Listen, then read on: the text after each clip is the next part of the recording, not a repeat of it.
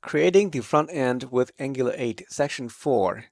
In this section, we'll be working mostly in the front end of the application. First, we'll create the Angular 8 application, the latest version up to date. Then we'll create the flight scheduler list component. This will list all the flights from the API.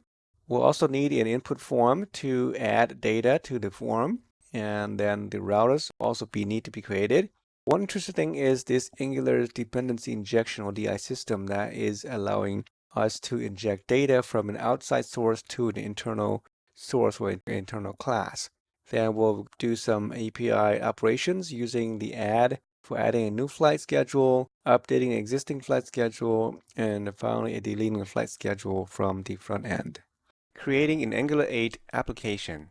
When you create an Angular 8 application, it's still the same as before. If you're familiar with Angular 7, it's just very similar. First, you need to install the Angular CLI, and just by issuing the command install -Angular CLI, then you use the ng new prompt routing or command to install the new application, just like this example here. And then you still get a prompt just like in Angular 7. There's not a whole lot of things changed in Angular 8 other than some performance. A lot of people were waiting for the IV engine to be available, but it wasn't ready, so I guess people are still going to wait for the next version. But let's go ahead and create this application in the Visual Studio Code. Okay, so back here, remember the back end is where we have our flight scheduler for built in Django and Python. It's all done now, so we're going to do the front end.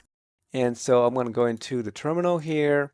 All right, and then we need to basically install Angular first. And if you remember, the command is just basically, we're going to do npm install the new CLI. So we're going to do here npm. And again, this is not Python, so you don't have to go into the virtual environment thing. So npm install, put the G for global, that's fine. Angular and then CLI. And that should install Angular for us on the front end. Once that is installed, and then we can go ahead and create a Angular application. That's probably going to take a while. Okay, so here is a question. I'm going to go just no for this one here. If you want, I'm going to put no here. And then we're done, right? So if you do a CLS, everything is there. If you do a GR, nothing is there because we didn't create anything yet.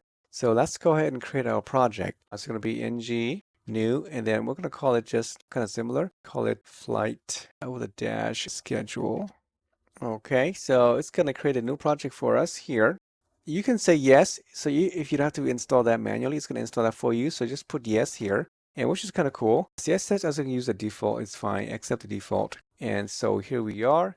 It's going to create that project for us with the routing all set. And we can, just tweak it a little bit later on, save us some time.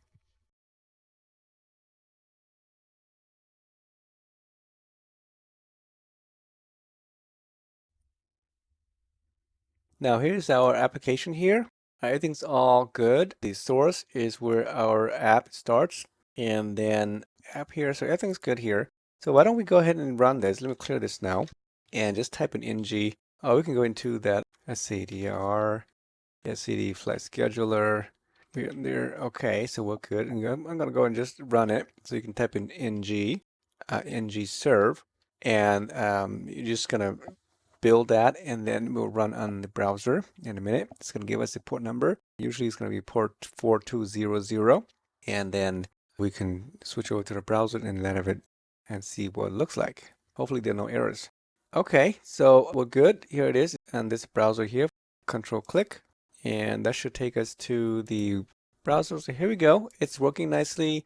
And so from here on, we're going to build the front end here to access the back end using this REST API. So we are good to go with our application.